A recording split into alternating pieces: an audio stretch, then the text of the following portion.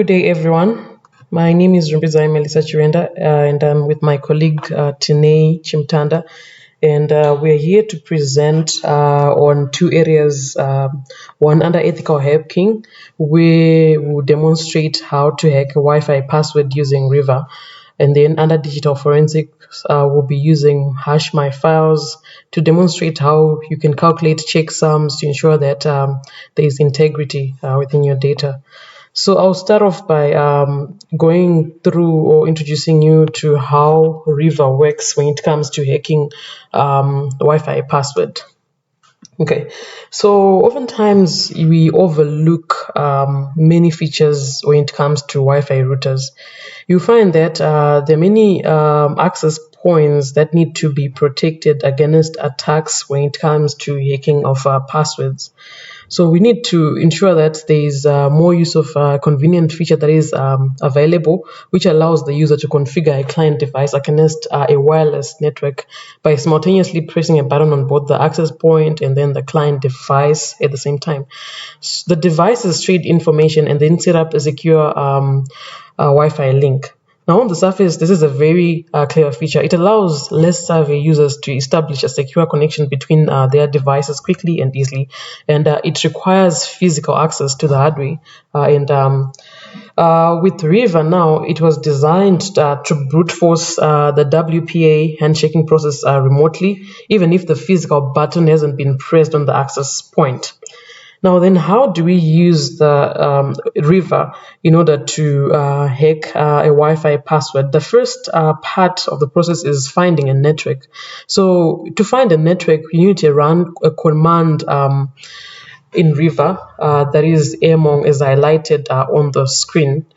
So from here, you could use AirDump to look for networks, but Reaver actually includes its own tool for finding vulnerable WPS implementations, which is much more straightforward. And then to start and run to start it, you have to run the following command. Wash is highlighted on the screen, and you get the following output is highlighted on the screen, that dark screenshot. Now, this shows two networks which are available and probably vulnerable to brute force attacks using Reaver. So you note that the WPS logged column, this is far from a definitive indicator, but in general you find that the access points which are listed as unlogged are much more likely to be susceptible to brute forcing. You can still attempt to launch an attack against a network which is WPS logged, but the chances of success aren't very good. Now, how do we then launch Reaver? Once you've found a network that you wish to run the attack against, operating Reaver is very straightforward. The basic command that needs only the local interface channel to be specified is Reaver, IMON, as highlighted on the screen. So the only part of the above command that might not be immediately obvious is the VV. This enables verbose output, which greatly helps when trying to gauge how well Reaper is or is not progressing. Now, once you've started Reaver, you start seeing output like the one highlighted on the screen, and then this output shows that WPS pins are successfully being tried against the target, and Reaver is actually operating normally. But then there are also some advanced options when it comes to using Reaver. Ideally, the basic command works and the attack progresses as expected. But in reality, different manufacturers have been trying to implement protections against Reaver-style attacks, and they've placed additional options which may be required to get the attack moving. As an example, the following commands, they add a few option switches that can help to get Reaver working on more picky devices, as highlighted on the screen. So the core commands, they haven't changed, and additional switches that just change how Reaver behaves. For example, using an L, this one, it means ignore logged WF state, and means don't send neg packets when errors are detected. D15 means delay 15 seconds between pin attempts, and then T is more like you're setting a timeout period. Then R315, it means after 3 attempts, sleep for 15 seconds. So this is by no means an exhaustive list of Reaver options, but it gives an idea on what kind of things you might want to try. So even under ideal conditions, Reaver can take a very long time to complete its run. There's an element of chance involved, and the brute forcing could theoretically discover the pin very quickly. But in general, it is going to take many hours to even make a dent in the possible pool of pins. So Reaver will then keep a progress log file automatically, so you can stop the attack at any time and resume whenever it's convenient. Spending a few hours a day running Reaver against the same network should then uncover its pin through the WPA pass phrase eventually. So when it comes to Reaver, I think I'll end there. I've just demonstrated how it can be used to get hold or to attack Wi-Fi passwords. So my colleague Tine will take you through the first part of digital forensics using Hashmyfiles. Over to you. Good afternoon. Digital forensic is using Hashmyfile to check for data integrity. Hashmyfile is a program for computing and verifying checksums. It is a small utility that allows you to calculate the MD5 and SHA1 hashes of one or more files in your system.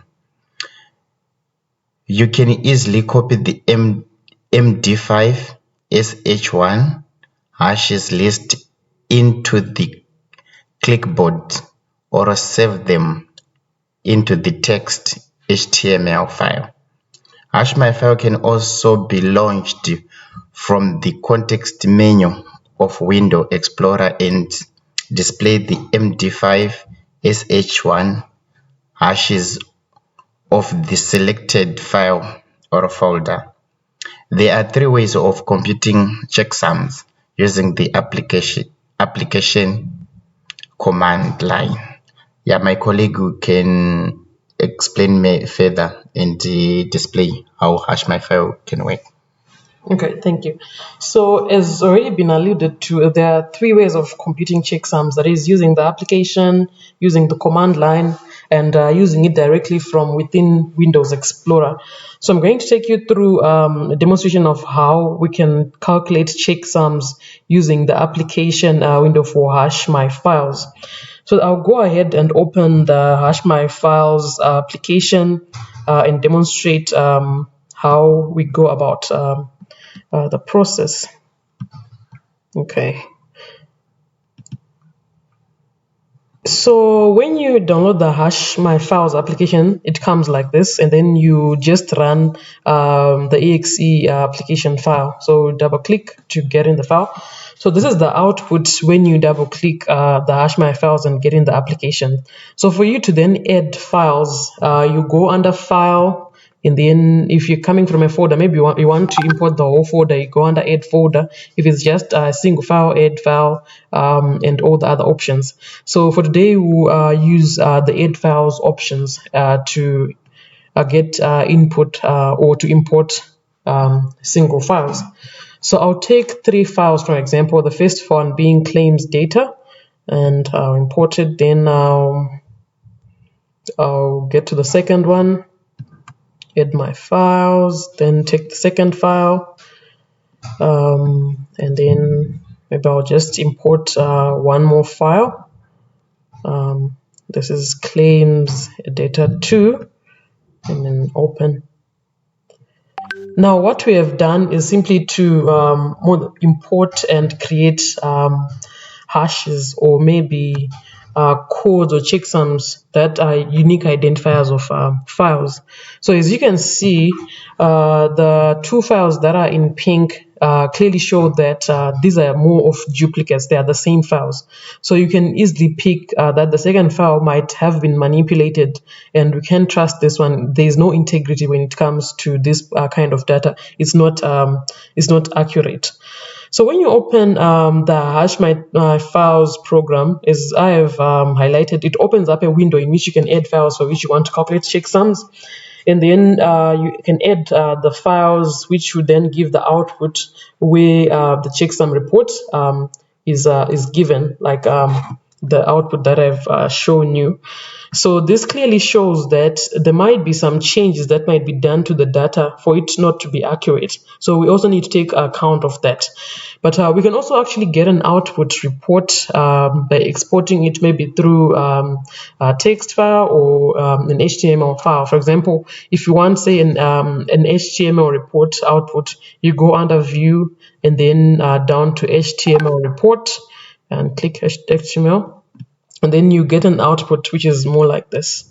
So this is more of a report then which you can use to track where the changes might have occurred in a particular file, or just to check that the file that someone has in Chinoi and the file that someone in Harare still have the same.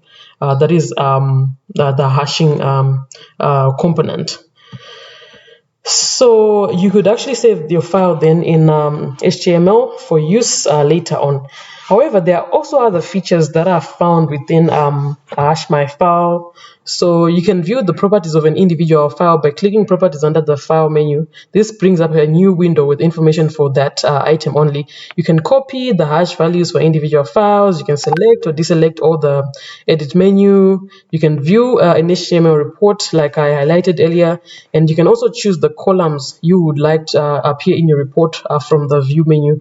You can also choose auto sizes for the report. You can refresh your calculations to get a fresh start. So maybe I can just demonstrate how you can get to know the properties of your report. So if you click one of the reports and maybe right click, you'd go down to properties and it will give you a report of the file name, the file size, the context in terms of the hash or the checksums that have been created, the SHAs, the CRCs, code that when you have modified the path, the file, as well as the file location of that particular file that we are considering. So that is how HashMyFiles works. It is just there to give us a verification of whether we're using the right files, on whether we're using accurate files, and then if there was a change in any of the files, we would then have a starting point on where we can then place some investigations as to why that file changed. Probably someone might have manipulated the data. I think that is all we have on HashMyFiles under digital forensics. So thank you for listening. That's all on our presentation. Good day.